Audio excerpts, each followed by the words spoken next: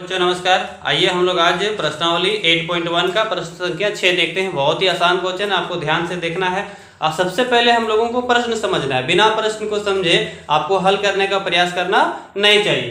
प्रश्न में क्या बताया है कि अधिक कोण ए और कोण बी न्यून कोण हो, यानी एक त्रिभुज हम लोग को सबसे पहले बनाना पड़ेगा जिसमें कोण ए और कोण बी, यानी ए और बी को हम लोग ऐसे जगह पर लिखेंगे जहां पर न्यून कोण बनता हो। तो देखिए इस त्रिभुज में यहाँ पर तो 90 डिग्री का बन रहा है, यानी कि एक न्यून कोण यहाँ बन रहा है और एक न्यून कोण यहाँ बन रहा है। तो हम लोग ये यहाँ पर लिखेंगे और बी यहाँ लिखेंगे।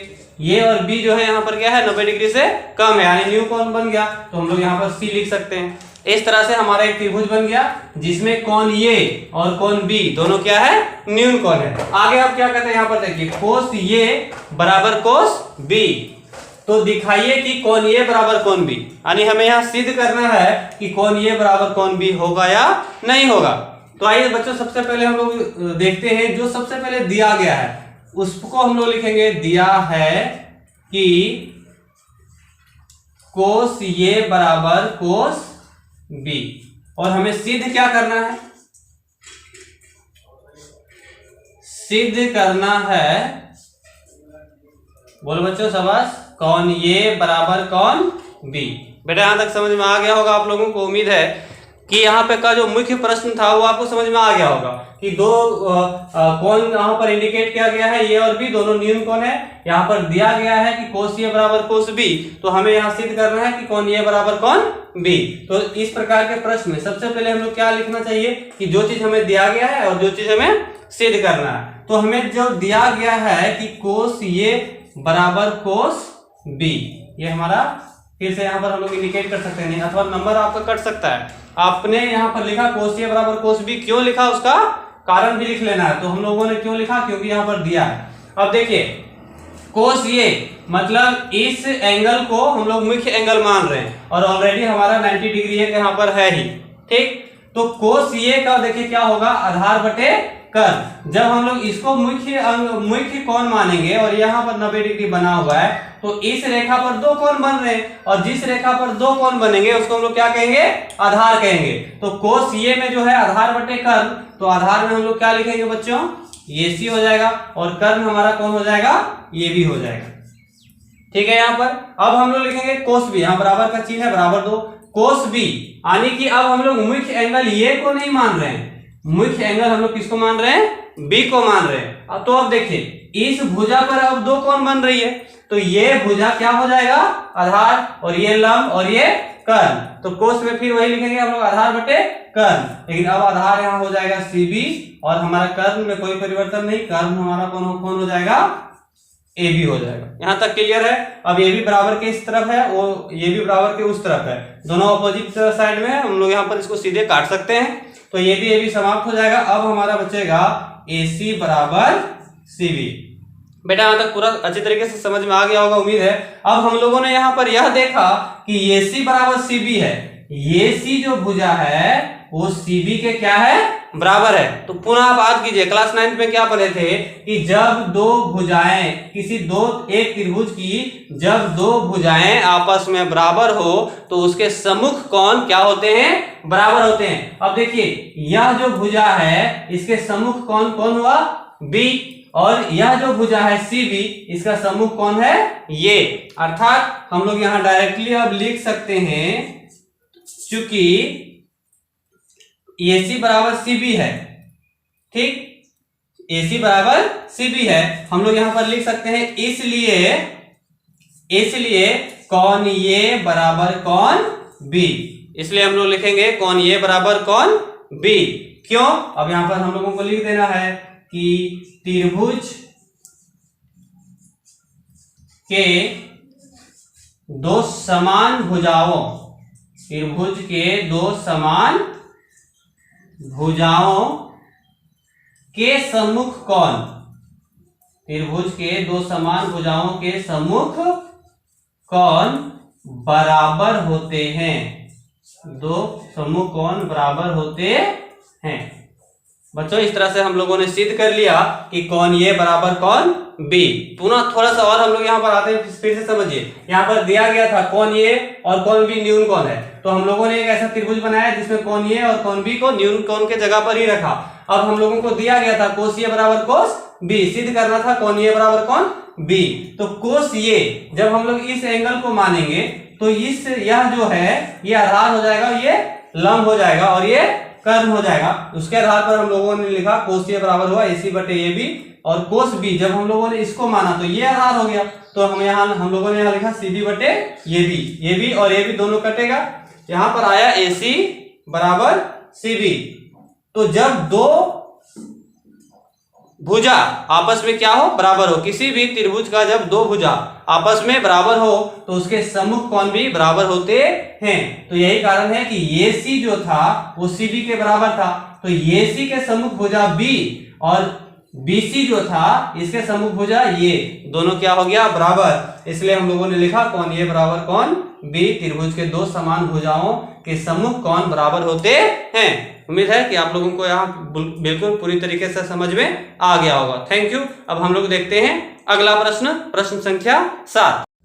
तो आइए अब हम लोग प्रश्न संख्या 7 को हल करते हैं, और यह बहुत ही महत्वपूर्ण प्रश्न है। जेक बोर्ड के कई परीक्षाओं में यह प्रश्न जो है वो पूछा गया है। तो आइए हम लोग ध्यान से इस प्रश्न को सॉल्यूशन करते हैं। यहाँ पर दिया गया है कोण थीटा बराबर 7/8। कोण थीटा यानी आपको हमेशा फॉर्मूला याद ही रखना है कि लाला आम लाया कच्चे कच्चे आम, ये हमारा होता है साइन, ये हमारा है कोस और ये है टेन। टेन का ही उल्टा होता है कोण। तो यहाँ पर जो दिया गया है अधिक कोण थीटा बराबर, यानी कि कोण थीटा बराबर 7/8। तो कहीं ना कहीं यदि कोण थीटा बराबर 7/8 है तो कहने का मतलब है कि वो आधार बटे लंब होगा, यानी 7 जो है वो हमारा क्या होगा, सब फिर से देखना है, कोण थीटा बराबर क्या होगा, आधार बटे लंब, यानी ये 7 जो है हमारा आधार होगा। ठीक है बच्चों, और ये 8 जो है हमारा क्या होगा, लंब होगा।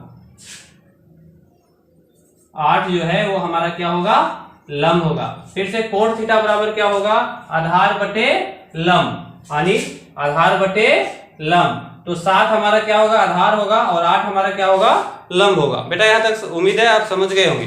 अब आगे हम लोग देखते हैं। सबसे पहले हम लोग एक त्रिभुज बना लेते हैं।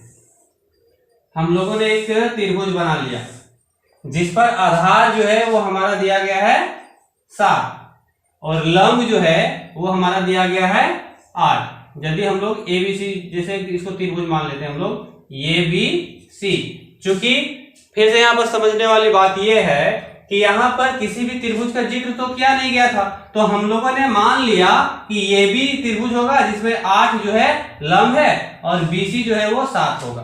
ठीक है, हम लोगों ने यहाँ माना है। यहाँ पर हम लोगों को यह नहीं दिया गया था कि एक ABC एक त्रिभुज है जिसमें कोण B समकोण है और ये भी हमारा 8 है और BC हमारा 7 है, ऐसा हमारा दिया गया नहीं है। तो हम लोग यहाँ पर लिखेंगे कि माना कि, क्योंकि हम लोग ये भी अपने से लिए हैं, 8 और 7 दिया गया है लेकिन हम लोग ये भी अपने से लिए हैं और BC अपने से लिए हैं, AC हम लोग अपने से लिए हैं। तो हम लोग लिखेंगे माना कि ये भी बराबर 8x, क्योंकि हम लोगों ने इसे अपने से माना है, अपने से लिया है, इस त्रिभुज को हम लोगों ने अपने से क्रिएट किया है।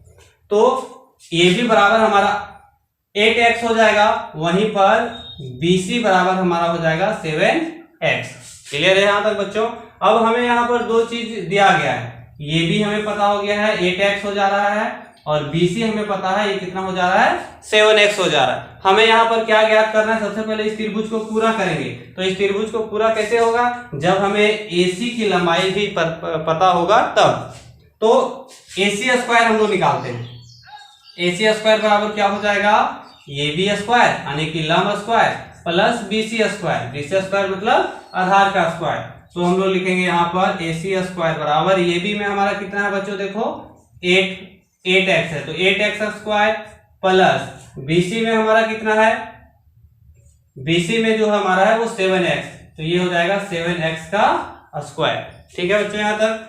AC स्क्वायर बराबर, यहाँ पर फिर समझिए, AC स्क्वायर बराबर देखिए 8 64, x को 2 बार गुना करेंगे तो हमें प्राप्त होगा x स्क्वायर प्लस अब ये 7x स्क्वायर है तो 7×7 = 49 और x को हम लोग स्क्वायर करेंगे तो x स्क्वायर। यहां तक क्लियर है बच्चों।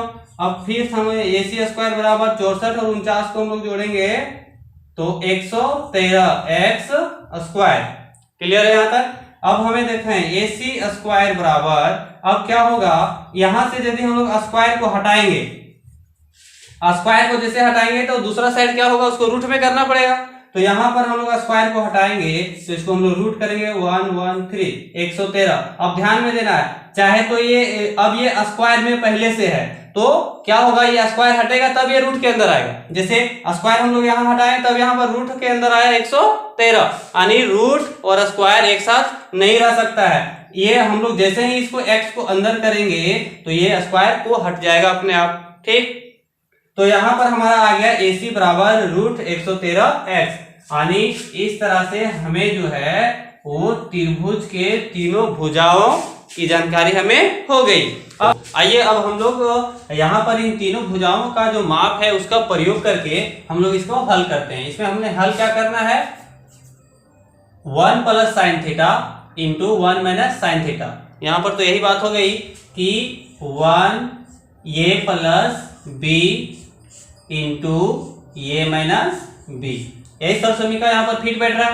तो a + b × a - b बराबर क्या होता है, a² - b का स्क्वायर। आप यदि इस तरह नहीं बनाते हैं तो यहाँ पर इस तरह भी कर सकते हैं, 1 + sin θ में इसको sin बराबर क्या होगा, लंब बटे कर्ल। तो लंब और कर्ल का मान इनपुट करके भी आप बना सकते हैं, उससे थोड़ी लंबी बन जाएगी। सीधा हम लोग सरल समीकरण पर आते हैं। यहाँ पर देखिए a + b और a - b, यानी a + b और a - b। यहाँ पर भी उसी तरह a + b और a - b। तो ये सरल समीकरण को ही हम लोग प्रयोग करके यहाँ पर हल करेंगे। तो यहाँ पर यदि इस सरल समीकरण का हम लोग प्रयोग करते हैं तो देखिए किस तरह बनेगा, a²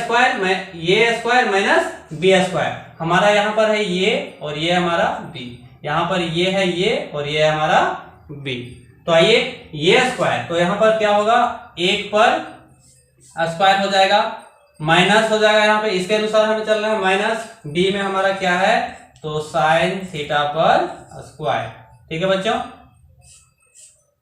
बटे, ये जो था हमारा बटे, इसको बटे में कर देंगे। फिर से हम लोग यहाँ पर ये स्क्वायर यानी 1 पर स्क्वायर माइनस b² यानी कि cos θ पर स्क्वायर।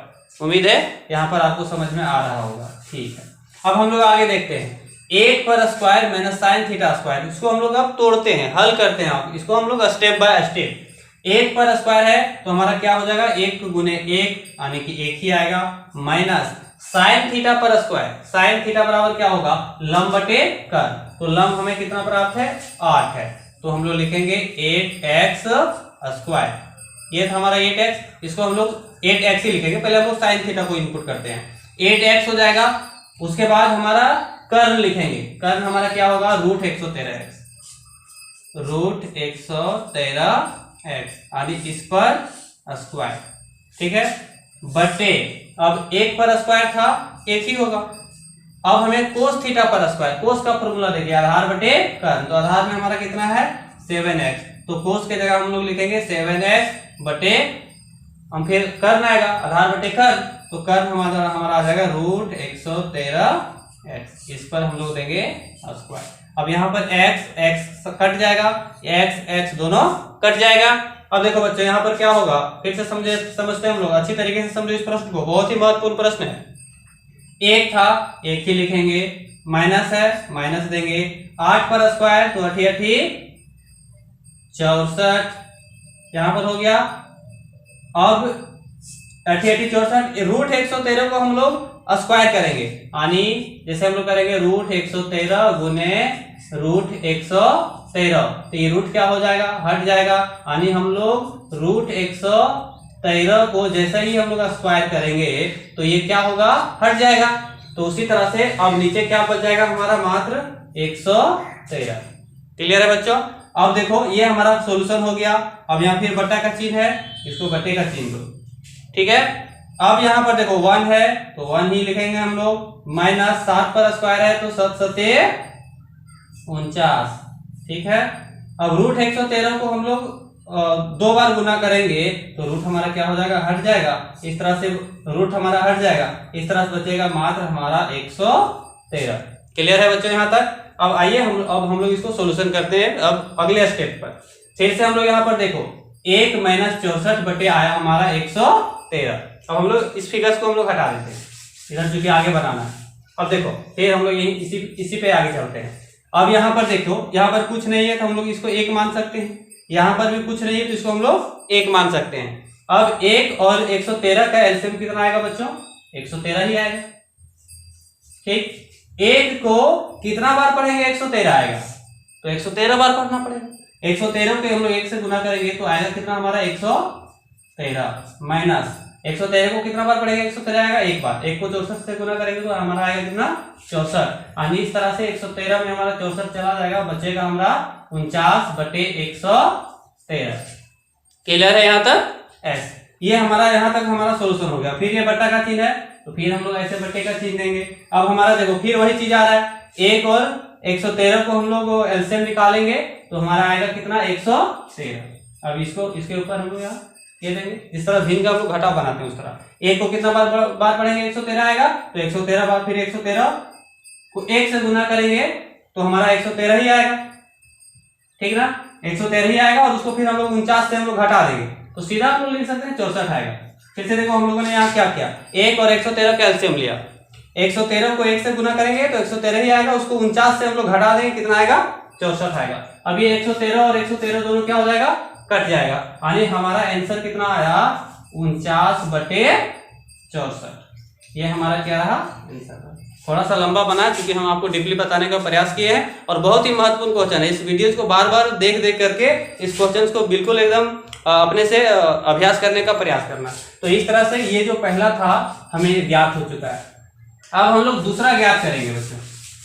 दूसरा हमें क्या ज्ञात करना था कि कोट स्क्वायर थीटा का मान ज्ञात करना है। कोट स्क्वायर थीटा में हम लोग क्या लिखेंगे? दूसरा में हमें ज्ञात करना है कोट थीटा स्क्वायर, यानी कोट स्क्वायर हमें ज्ञात करना है। तो कोट बराबर बच्चों क्या होता है? कोट बराबर होगा आधार बटे लंब। कोट बराबर होगा आधार बटे लंब। तो हम लोग यहाँ पर आधार हमें कितना ज्ञात था? 7x। आधार हमें 7x था, ठीक, और लंब हमारा कितना था? 8x। यानी इसका स्क्वायर हमें ज्ञात करना है। ठीक है, ठीक है। x x यहाँ पर कट जाएगा। अब हमारा यहाँ पर क्या बच जाएगा? Cot theta square. Cot theta जो था इसके जगह हम लोग इसको लिख दिए हैं। अब हमें कोट थीटा बराबर हमें क्या प्राप्त हो जाएगा? 7×7 = 49 और 8×8 = 64। यानी पहला जो आंसर हमें प्राप्त हुआ 49/64, वही आंसर हमें यहाँ पर भी प्राप्त हुआ। यहाँ पर भी हुआ 49/64। इस तरह से इस प्रश्न का सॉल्यूशन हो गया। उम्मीद है आप लोगों को अच्छी तरीके से समझ में आ गया होगा। Thank you. अब नेक्स्ट प्रश्न जो है प्रश्न संख्या 8 और 9 नेक्स्ट वीडियो में। धन्यवाद।